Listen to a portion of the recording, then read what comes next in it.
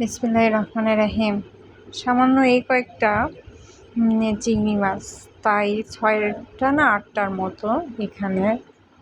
এতটুকুই 1000 টাকা নিচ্ছে। মাছ মাংসর যে দাম, বাবা, বাচ্চাদের বা বড় পরিবার নিয়ে খাওয়া দাওয়া করাই কঠিন।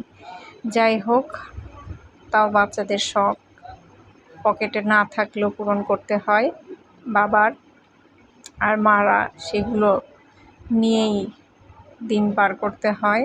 এখানে পেঁয়াজ মরিচ লাল লাল করে ভাজা করতেছি।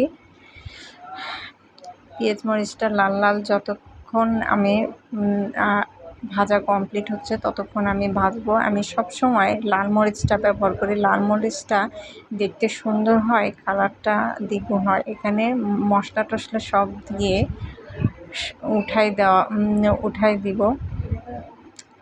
তেলটা একটু কম লাগলো মনে হলো, যদিও বা একটু তেল না দিলে তরকারির স্বাদটা ভালো লাগে। স্বাদ বলতে তেল বোঝায় না, কিন্তু কেন জানি যে কষাইতে লেগে ধরবে, ওই জন্য তেলটা আরেকটু দেওয়া হলো।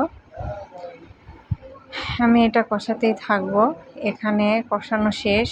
এই গলদা চিংড়ির চেহারাটা দেখছেন কত সুন্দর। এখানে দেওয়াটা কমপ্লিট আমার। চিংড়ি মাছগুলোর গা দেখে মনে হচ্ছে এত সুন্দর আর এত লোভনীয়, যা জিভে পানি চলে আসার মতো। অনেক অনেক টেস্টি আর অনেক অনেক স্বাদ।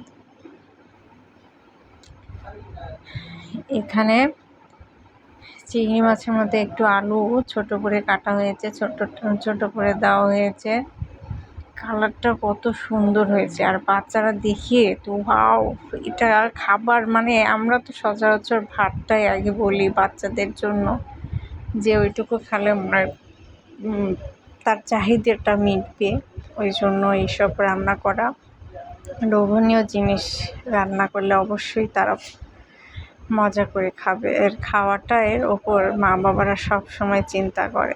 আর এরকম রান্না হলে তো কথাই নেই, অনায়াসে সবাই প্লেট নিয়ে বসে যাবে, একদম চেটে পুকুটে শেষ করে দিবে। আল্লাহ হাফেজ।